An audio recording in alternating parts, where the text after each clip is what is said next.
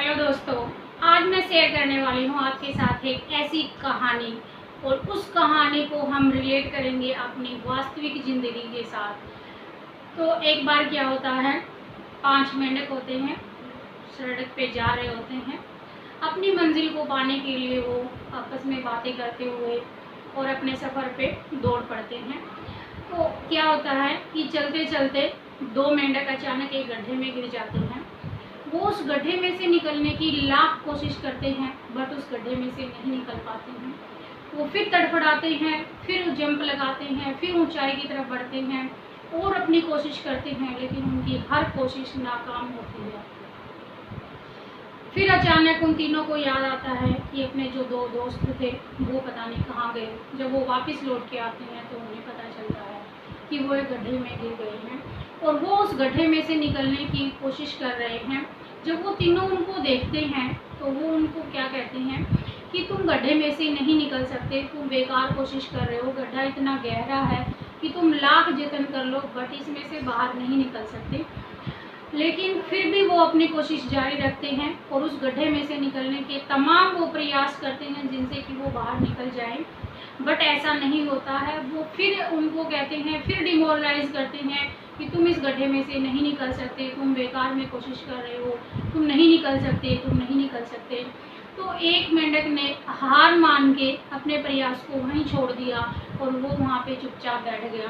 But जो दूसरा मेंढक था वो अपने प्रयास निरंतर करता रहा और अपने प्रयास में हर संभव हर कोशिश, हर वो नाकाम कोशिश भी अपनी जारी रखी। जितना ऊंचा जंप वो लगा रहा था, उस जंप से और ऊंचा और ऊंचा और ऊंचा ऐसे वो कोशिश करने लगा और लास्ट में उसने एक कोशिश ऐसी की कि वो उस गड्ढे में से बाहर निकल गया। जब वो गड्ढे में से बाहर निकला तो बाकी के जो 3 मेंढक थे उनको बड़ा आश्चर्य हुआ और उन्होंने उससे पूछा कि तुम उस गड्ढे में से बाहर कैसे निकले। तो उसने साफ साफ कहा कि जब मैं वहाँ पे था तो मैंने मेरी जी तोड़ मेहनत की उस गड्ढे में से निकलने की और मैं सिर्फ, उसने अपने बारे में एक सच्चाई उनसे बताई कि मैं सिर्फ देख सकता हूँ, मैं सुन नहीं सकता। तो उनको बड़ा आश्चर्य हुआ कि जब हम तेरे को बोल रहे थे तो तेरे को कुछ सुनाई नहीं दे रहा था। तो उसने यही बात कही कि मैं सिर्फ देख सकता हूँ, मुझे सुनाई नहीं देता।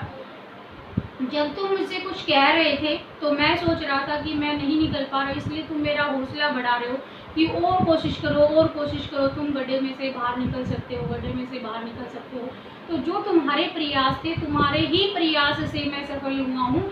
मुझे लगा कि तुम मुझे आगे बढ़ने के लिए और कोशिश करने के लिए बोल रहे हो।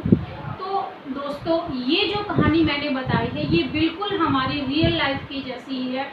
जैसे रियल लाइफ में तुम्हारे आसपास के लोग होते हैं वही मेंढक होते हैं, वही वास्तव में मेंढक हैं। वो मेंढक क्यों हैं?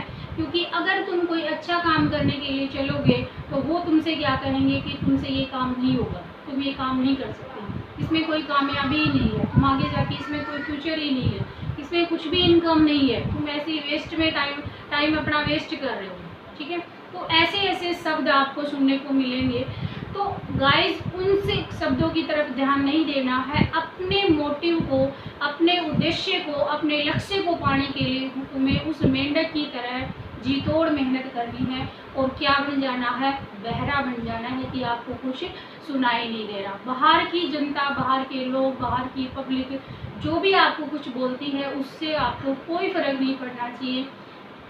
सिर्फ अपने मकसद को पाने के लिए और जी तोड़ मेहनत करनी चाहिए।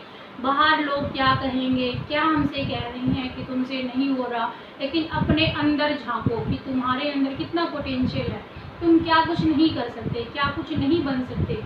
वो जो आपके अंदर का पोटेंशियल है उस पोटेंशियल को पहचानो, अपने अंदर की ताकत को जगाओ, अपने अंदर के जज्बे को कायम रखो।